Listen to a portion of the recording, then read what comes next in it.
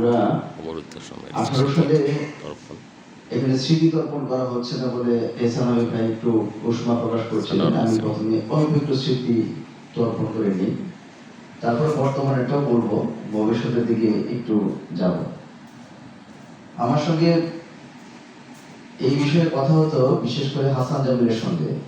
আজকে হাসান জামিল আসতে পারেনি, ঢাকায় আছে। তখন সে ময়মনসিংহে থাকে, তুমুল কবিতা করে এবং রাজনীতি করে। তার সার্বক্ষণিক সঙ্গী ছিল আজকে, যার জন্য আমরা 1 মিনিট নীরবতা পালন করলাম, আমার ছোট ভাই সৌরভ মাহমুদ, কবি, যে মাত্র 25 বছর বয়সে আমাদেরকে ছেড়ে চলে গেছেন।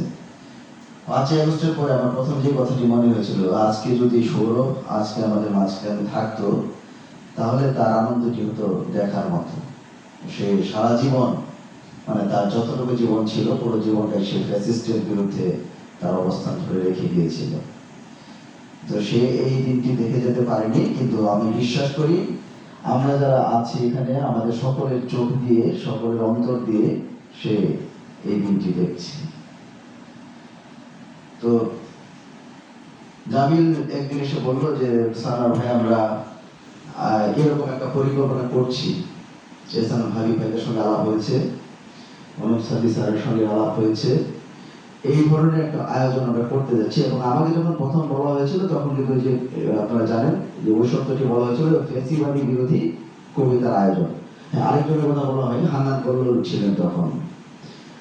তো ওই সময়ে আমাকে বলেছিল যে আপনি কি থাকবেন, মানে এটা অনেকটা জিজ্ঞাসা করার কারণ হচ্ছে এই জন্য যে যেটা বলে যে আমি গভর্নমেন্ট জব করি এবং এখানে থাকলে কোনো ক্ষতি হয় কিনা, তাদেরও আমার প্রতি একটা ভালোবাসা থেকে এইভাবে জিজ্ঞেস করেছিল। আমি একেবারে কিনা দিতে বলেছিলাম অবশ্যই আমি থাকবো। এবং সেদিন আজকে যে সুন্দর ডিজিটাল ব্যানারের মাধ্যমে অনুষ্ঠানটি হচ্ছে, আমরা কিন্তু ব্যানার করতে পারিনি ওইভাবে। আমাদের একটা খুব মোটা সাদা রঙের একটা কাপড়ের মধ্যে লাল টকটকে কালি দিয়ে হাতে লেখা হয়েছিল অবরুদ্ধ সময়ের কবিতা, কোনো কিছু ছিল না এটার মধ্যে। এবং সেই ব্যানারটা আমি ব্যক্তিগতভাবে নিজের হাতে টানিয়েছিলাম, আমার সঙ্গে সৌরভ ছিল। সেই ব্যানারটা আমার দিকে আমার আঙ্গুলে পেরেক লেগে রক্ত বের হয়েছিল। আমি মজার ছলে বলেছিলাম যে অবরুদ্ধ সময়ের কবিতার প্রথম রক্তদান করলাম আমি।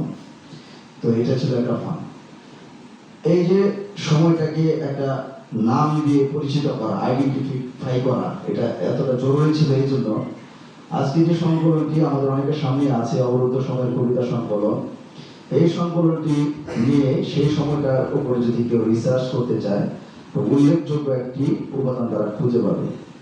যে সময়ে স্বাধীনভাবে কথা বলা যায় না, মনের ভাব ব্যক্ত করা যায় না, ফেসবুকে 1-2 লাইন লেখার জন্য সর্বস্ব গুম হয়ে যেতে হয়, নানান নির্যাতনের শিকার হতে হয়, সেই সময়ে কবিরা কিভাবে কবিতা লিখতেন, কোন ভাষার আশ্রয়ে কবিতা লিখতেন, কতটুকু আড়াল রেখে কতটুকু বলতেন, সেই জিনিসগুলো যাচাই বাছাই করার জন্য কিন্তু এই ধরনের যে সংকলনগুলো হয়েছে, অবরুদ্ধ সময়ের কবিতা এবং এর পাশাপাশি অন্যান্য যারাই আয়োজন করেছে সেই কবিতাগুলো নিয়ে গবেষণা করতে পারে অবরুদ্ধ সময়ের ভাষাগুলো কেমন হয়।